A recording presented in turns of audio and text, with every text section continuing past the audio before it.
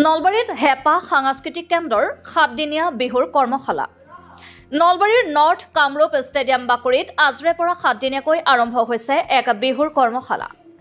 নলবাৰীৰ হেপা সাংস্কৃতিক কেন্দ্ৰৰ উদ্যোগত আয়োজিত এই বিহুৰ কৰ্মশালাখনি আজি আনুষ্ঠানিকভাৱে শুভাৰম্ভণি কৰা হয়। প্ৰায় 200ৰো ছাত্ৰ-ছাত্ৰীয়ে অংশগ্ৰহণ কৰা এই কৰ্মশালাই প্ৰদান কৰিছে এক অনন্য মাত্ৰা। বিশিষ্ট শিল্পী ধনজিৎ দত্তৰ পৰিচালনাত চলি অহা হেপা সাংস্কৃতিক কেন্দ্ৰই অন্য বেলিৰ দৰে এইবেলিও ষষ্ঠদশ বাৰ্ষিক কৰ্মশালাৰ জৰিয়তে জিলাখনৰ বিভিন্ন প্ৰান্তৰ পৰা অহা ছাত্ৰ-ছাত্ৰীসকলক বিশেষ প্ৰশিক্ষণ দিয়াৰ ব্যৱস্থা কৰিছে। হেপাহৰ 16 নম্বৰ আজি কৰ্মশালা হ'ল। আজি 16টা বছৰ আজি অতিক্ৰম কৰিলে। আজি 26 মাৰ্চৰ পৰা এই কৰ্মশালা ইয়াত আয়োজন কৰা হৈছে অহা 1 এপ্ৰিল তাৰিখলৈ। আৰু আমি বৰ সুখী অনুভৱ কৰিছোঁ যে ইয়াত 200ৰো অধিক ছাত্ৰ ছাত্ৰী ইয়াত ভাগ লৈছে।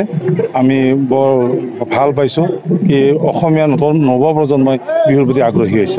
মোটামুটি 250মান ল'ৰা ছোৱালী আজি ইয়াত উপস্থিত আছে। কৰ্মশালাখনিত ৰাজীৱ ভূঞা, ভূপেন চন্দ্ৰ দাস আৰু ডিৱাই বিহুৰাণী ক্ষেত্ৰ হিৰণময়ী কলিতা প্ৰশিক্ষক হিচাপে উপস্থিত থাকি প্ৰশিক্ষণ আগবঢ়ায়। আজি শুভাৰম্ভণি অনুষ্ঠানটোত সমাজসেৱক ধীৰেন বৰ্মন, নলবাৰী পৌৰসভাৰ পৌৰপতি জয়শ্ৰী তালুকদাৰ, শিল্পী যতীন ৰাজবংশীকে ধৰি বিভিন্নজন লোক উপস্থিত থাকে। হয়, পোনপ্ৰথমে আপোনালোকৰ চেনেলৰ জৰিয়তে সমগ্ৰ অসমবাসী ৰাইজক আগন্তুক ৰঙালী বিহুৰ লগতে অসমীয়া নৱবৰ্ষৰ হিয়াভৰা শুভেচ্ছা জ্ঞাপন কৰিছোঁ। খুব ভাল লাগিছে। হেপাহৰ উদ্যোগত যি বিহু নাচ আৰু বিহু বাদ্যৰ কৰ্মশালাৰ আয়োজন কৰিছে এসপ্তাহৰ বাবে।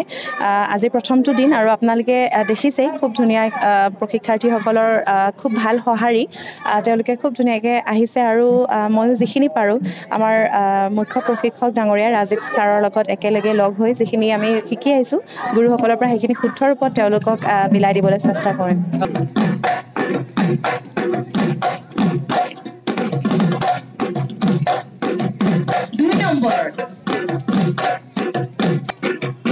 অকমান হাউলি দিবা, বাওঁফালে গ'লে অকমান বাওঁফালে হাউলি দিম।